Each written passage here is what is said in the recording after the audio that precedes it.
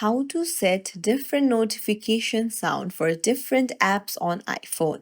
Hey everyone, welcome back to the channel. If you are new here, don't forget to hit the subscribe button and turn on the notification bell to not miss any updates.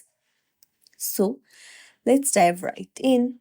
First things first, you'll need to head over to your settings and then scroll down, go to notifications, and then you will see all of the apps that you have installed on your phone. Now, uh, let's go ahead and pick an app. So I'll tap messages. Then you can see the sounds option. Just tap on it. So you can just choose among the sounds that you prefer.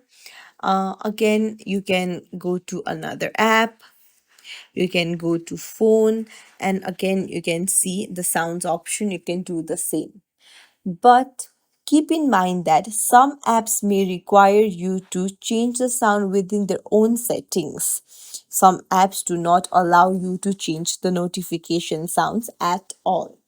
So that's it. If you found this tutorial helpful, don't forget to like and subscribe to our channel for more tips and tricks. Thank you for watching.